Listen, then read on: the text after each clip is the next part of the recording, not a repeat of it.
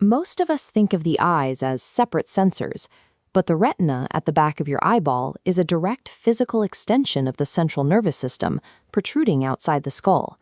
Holding your gaze at a screen 18 inches away places sustained mechanical and neurological stress directly on your brain tissue. This chart maps the historical rate of childhood myopia, or nearsightedness.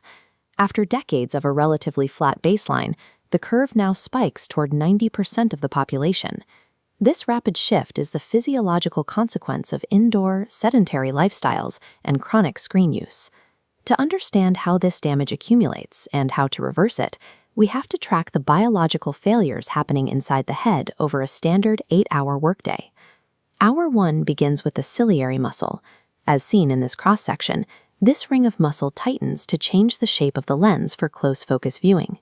Staring at a monitor for hours is the functional equivalent of clenching your fist and holding it in a state of continuous contraction for the entire workday. By hour 2, the natural blink rate of 20 times per minute drops to roughly a third of its normal frequency. The protective tear film spread across the cornea quickly thins out and becomes inconsistent. A clenched muscle and an oxygen-deprived tear film combine to create the burning and grittiness often felt by mid-morning. At hour 3, the strain moves deeper.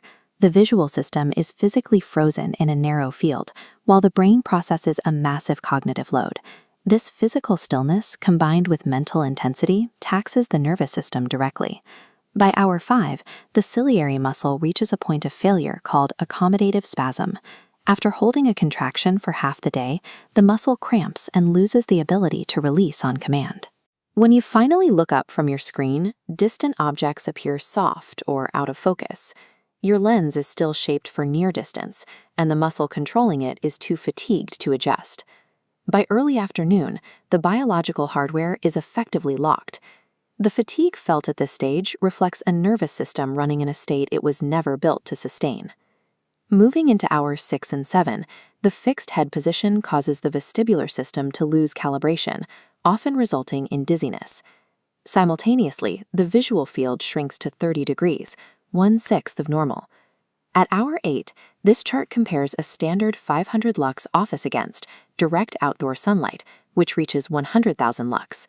The retina requires high-intensity light to produce dopamine, a structural regulator for the eyeball. Without it, the eyeball elongates along its axes. This stretching permanently shifts the focal point, causing the blurred distance vision of myopia. While the fatigue of a single workday can be managed, the cumulative result of months and years of light starvation is a measurable change in the physical anatomy of the eye. The visual system requires expansive spaces and high-intensity natural light. Recovery depends on strategically reintroducing the exact inputs the eyes were built to receive. The first requirement is 20 minutes spent outside every morning without sunglasses, letting unfiltered ambient light hit the retina. This triggers the internal dopamine production that regulates eyeball shape and resets the circadian clock for better sleep. To address the physical muscle tension, the standard 20-second rule is simply insufficient for those with years of chronic screen use. Every 60 minutes, step away from the screen and focus on the most distant point visible for 2 to 3 minutes.